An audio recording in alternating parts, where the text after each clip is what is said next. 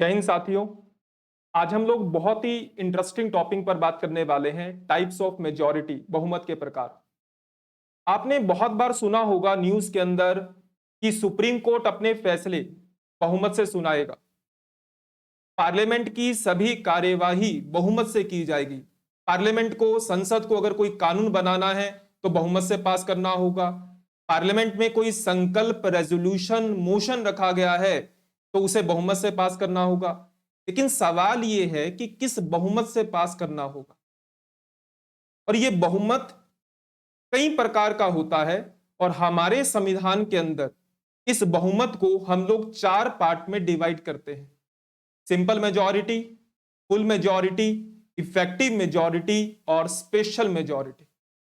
और इसमें से बहुमत का उपयोग तो हम लोग अपने दिन प्रतिदिन हमेशा कभी ना कभी करते रहते हैं। मान लीजिए कि कुछ दोस्त हैं, दोस्तों को घूमने जाना है। कुछ ने कहा कि चलो शिमला चलते हैं, किसी ने कहा कि मनाली चलते हैं। तो कैसे निर्णय लिया जाए? वोटिंग करवा लेते हैं। वोटिंग करवाकर जहां पर मेजॉरिटी होगी वहां पर चला जाएगा। तो बहुत आसान तरीके से चीजों को समझना है कि बहुमत जो हमारे संविधान में चार प्रकार का है वो कैसे है। तो स्टार्ट करते हैं। सबसे पहले सिंपल मेजॉरिटी। सिंपल मेजॉरिटी को वर्किंग मेजॉरिटी भी कहते हैं, कार्यशील बहुमत। कार्यशील बहुमत का मतलब काम करने के लिए जिस बहुमत की जरूरत होती है उसे साधारण बहुमत या फिर कार्यशील बहुमत कहते हैं। और पार्लियामेंट के अंदर सबसे ज्यादा जो भी काम होता है वो अधिकतर काम इस सिंपल मेजॉरिटी से होता है। सिंपल मेजॉरिटी क्या है? सिंपल मेजॉरिटी का मतलब कि जितने लोग सदन में उपस्थित हैं और उनमें से जिनको वोट डालने का अधिकार है उसका आधा प्लस एक। मान लेते हैं कि लोकसभा में, वर्तमान में लोकसभा की कुल सदस्य संख्या कितनी है? 543। पहले 545 होती थी, लेकिन हमने एंग्लो इंडियन को जो मनोनीत करने वाला प्रावधान था उसको अब हटा दिया है, आगे नहीं बढ़ाया है। तो वर्तमान में लोकसभा के सदस्यों की संख्या कितनी है? 543 है। अब जरूरी तो नहीं है कि लोकसभा में 543 सदस्य उपस्थित ही हो सकता है कि कोई बीमार हो जाए, कोई नहीं आया, किसी ने हल्ला किया, पीठासीन अधिकारी ने निकाल दिया। मान लेते हैं कि लोकसभा में 543 सदस्यों में से 43 सदस्य, 43 मेंबर एब्सेंट है, किसी भी कारण से नहीं आए। लोकसभा की प्रोसीडिंग्स में, लोकसभा की कार्यवाही में उन्होंने भाग ही नहीं लिया और 100 सदस्यों को मान लेते हैं कि वोटिंग करने से रोक दिया गया है। विपक्ष के लोग हो सकते हैं, हल्ला करते हैं, तो पीठासीन अधिकारी उनके वोटिंग करने के अधिकार को रोक सकता है। तो हमने एक उदाहरण लिया कि लोकसभा की कुल सदस्य संख्या 543 है, 43 सदस्य अनुपस्थित हैं और 100 सदस्यों को वोट करने से रोका गया। तो यहां पर जो प्रेजेंट एंड वोटिंग मेंबर हैं वो कितने हुए? वो हुए 200, 400, क्योंकि 543 में से 43 सदस्य अनुपस्थित हैं, 100 सदस्यों को वोट डालने से रोका गया है। तो ऐसे कितने लोग हैं जो प्रेजेंट भी हैं और जिनको वोट डालने का अधिकार भी है? तो उनकी संख्या हुई 400। तो 400 का आधा प्लस एक यानी 201, ये हुआ सिंपल मेजॉरिटी। उदाहरण के तौर पर मान लीजिए कि आप स्कूल में पढ़ते हैं, हालांकि आप लोग स्कूल में नहीं पढ़ते, आप लोग सिविल सर्विस की तैयारी कर रहे हैं, लेकिन मान लीजिए स्कूल में पढ़ते हैं कुछ बच्चे। वहां पर टीचर ने यह डिसाइड किया है कि मॉनिटर का चुनाव करना है। एक क्लास के अंदर मान लीजिए कि 50 बच्चे हैं और टीचर ने कहा कि कौन कौन मॉनिटर बनना चाहता है, अपने हाथ खड़े करो। कुछ बच्चों ने अपने हाथ खड़े किए, मान लेते हैं कि 2 बच्चों ने हाथ खड़े किए कि मैम हम मॉनिटर बनना चाहते हैं। तो मैडम ने कहा कि वोटिंग करवा लेते हैं कि कौन बनना चाहता है। तो वोटिंग होगी, किससे होगी? जितने लोग उस दिन क्लास में आए हैं, दूसरी क्लास का नहीं होना चाहिए, किसी को वोट डालने से रोका ना गया हो। जितने लोग उस क्लास में आए हैं और जिनको वोट डालने का अधिकार है उसका आधा प्लस एक। अब मान लीजिए कि 50 बच्चों में से 2 बच्चे खुद मॉनिटर के चुनाव में खड़े हुए हैं, तो क्या वो वोट नहीं डालेंगे? डालेंगे। अगर वो उस क्लास के स्टूडेंट हैं, उस क्लास के बच्चे हैं, तो वो वोट डालेंगे। तो उसी प्रकार सदन के अंदर प्रत्येक मेंबर वोट डालता है, चाहे उसका चुनाव खुद ही किसी पद पर क्यों ना हो रहा हो। पीठासीन अधिकारी कब वोट डालता है? जब वोट बराबर हो जाते हैं। उदाहरण के तौर पर मान लीजिए कि मैंने कहा कि क्लास में 50 बच्चे हैं, 2 बच्चे मॉनिटर के चुनाव पर खड़े हुए, यानी टोटल कितने बचे? 48, जो प्रेजेंट भी हैं और वोटिंग करने वाले हैं। अब उनमें से मान लीजिए कि टाई हो गया, 24 वोट इस तरफ गए, 24 वोट इस तरफ गए, तो डिसीजन कैसे होगा कि मॉनिटर कौन बनेगा? तब टीचर, जो उस क्लास का टीचर है, वो डालेगा डिसाइडिंग वोट कि उन दोनों में से कौन मॉनिटर बनेगा। लेकिन अगर मान लीजिए कि 30 वोट एक तरफ चले गए, बाकी वोट दूसरी तरफ, तब तो निर्णय हो ही जाएगा। तो सिंपल मेजॉरिटी को वर्किंग मेजॉरिटी कहते हैं। प्रेजेंट एंड वोटिंग का आधा प्लस एक, कितने लोग प्रेजेंट हैं और जिनको वोट डालने का अधिकार है, उसका आधा प्लस एक सिंपल मेजॉरिटी है, वर्किंग मेजॉरिटी है। और पार्लियामेंट के अंदर सबसे ज्यादा काम इसी बहुमत से होता है। उदाहरण लीजिए, ये 2 उदाहरण जरूर याद रखने हैं, बाकी उदाहरण बहुत सारे हैं, लेकिन ये 2 उदाहरण याद रखने हैं। अगर आर्टिकल 3 के तहत किसी नए राज्य का निर्माण होता है, सीमा में परिवर्तन होता है, नाम में परिवर्तन होता है, तो पार्लियामेंट सिंपल मेजॉरिटी से ही ऐसा करती है। आर्टिकल 169 के तहत अगर किसी स्टेट में लेजिस्लेटिव काउंसिल को अबॉलिश किया जाता है, समाप्त किया जाता है, या फिर उसको क्रिएट किया जाता है, तो वो भी पार्लियामेंट सिंपल मेजॉरिटी से करती है। ये 2 उदाहरण इसलिए दिए क्योंकि ये एग्जाम में बहुत ज्यादा पूछे जाते हैं, तो ध्यान में रखने हैं ये 2 उदाहरण। अब बढ़ते हैं फुल मेजॉरिटी, पूर्ण बहुमत। फुल मेजॉरिटी को एब्सोल्यूट मेजॉरिटी भी कहते हैं, पूर्ण बहुमत, पूरा बहुमत। इस बहुमत का उपयोग केवल तब होता है जब सरकार बनानी होती है। फुल मेजॉरिटी कहते हैं ना कि फुल मेजॉरिटी से सरकार बनी। फुल मेजॉरिटी का मतलब कि टोटल सीट का आधा प्लस एक। यहां पर बिल्कुल नहीं है प्रेजेंट वोटिंग, कोई चक्कर नहीं। उस सदन की टोटल स्ट्रेंथ का आधा प्लस एक। लोकसभा की संख्या कितनी है? 543। 543 का आधा प्लस एक, ये होती है फुल मेजॉरिटी। सरकार को बनाने के लिए इसी प्रकार के बहुमत की आवश्यकता पड़ती है। मध्य प्रदेश विधानसभा में सीटों की संख्या कितनी है? 230। अब जिसको सरकार बनानी है उसको कितनी सीटें प्राप्त करनी होंगी? 230 का आधा 115 प्लस एक 116, यानी सरकार बनाने के लिए ही फुल मेजॉरिटी का यूज होता है। उदाहरण के तौर पर लोकसभा की टोटल स्ट्रेंथ कितनी है? 543। एब्सोल्यूट मेजॉरिटी कितनी होगी यानी फुल मेजॉरिटी? 543 का आधा प्लस एक यानी 272। तो ये केवल सरकार को बनाने में उपयोग होती है। सिंपल मेजॉरिटी और फुल मेजॉरिटी सबसे आसान प्रकार की मेजॉरिटी है, इनको समझने में कोई दिक्कत नहीं होती।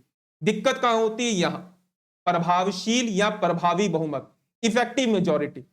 ध्यान में रखिएगा कि हमारे संविधान में इस प्रकार के शब्दों का उपयोग नहीं है कि प्रभावी बहुमत, लेकिन प्रभावी बहुमत क्या होता है यह जरूर मेंशन किया गया है।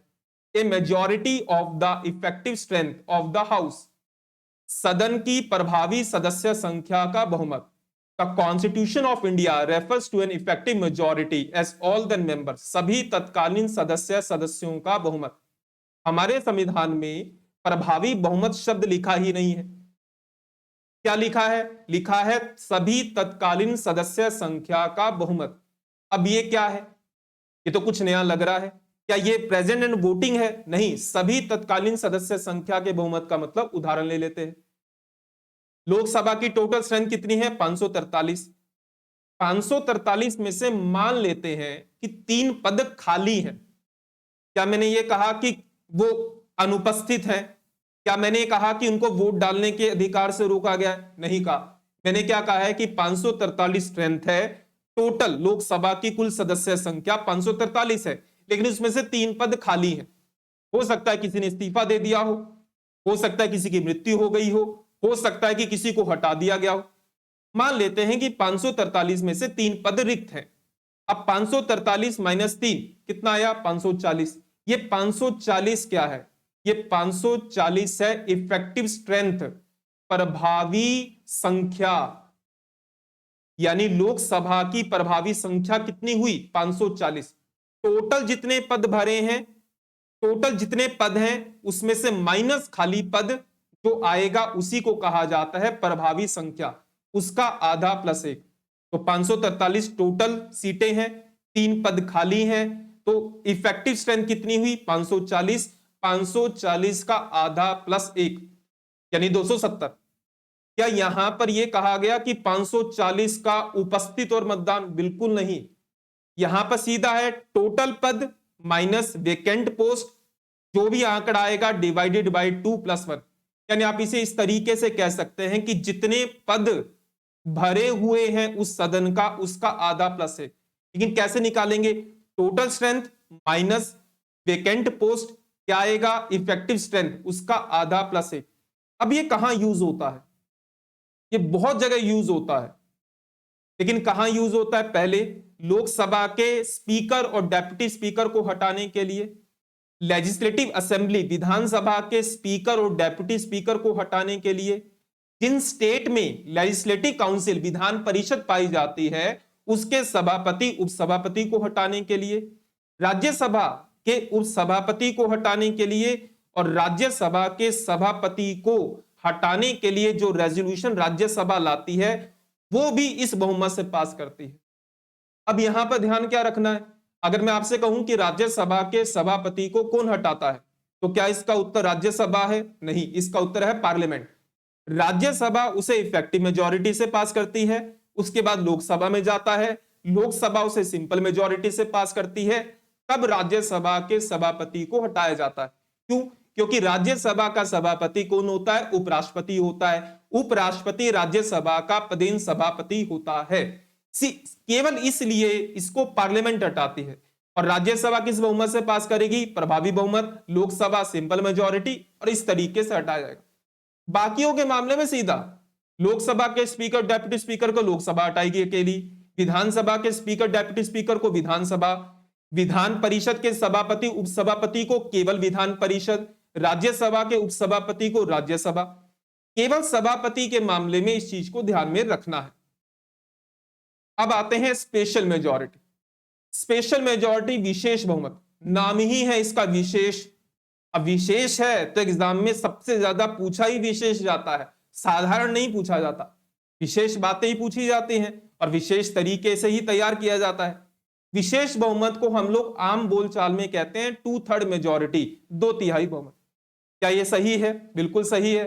स्पेशल मेजॉरिटी का मतलब 2/3 मेजॉरिटी, 2/3 बहुमत।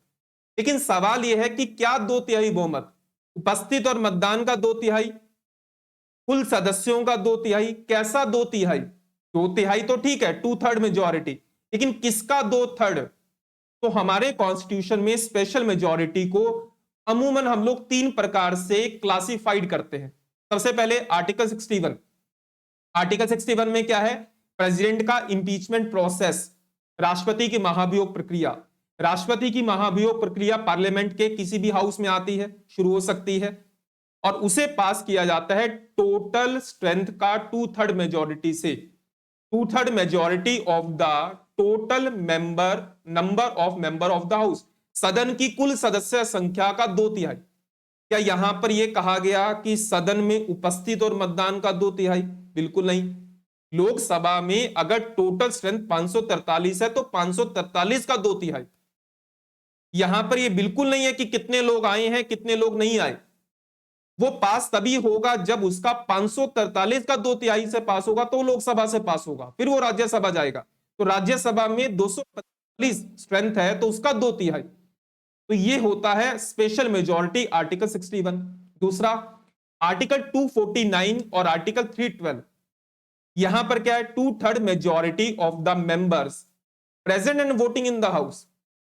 कुल सदस्य संख्या बहुमत नहीं है, उपस्थित और मतदान का 2/3। अगर मैं कहूं कि उपस्थित और मतदान का बहुमत तो वो सिंपल हो जाएगा, लेकिन अगर मैं कह दूं कि उपस्थित और मतदान का 2/3 तो स्पेशल मेजॉरिटी हो जाएगा। आर्टिकल 249 और 312।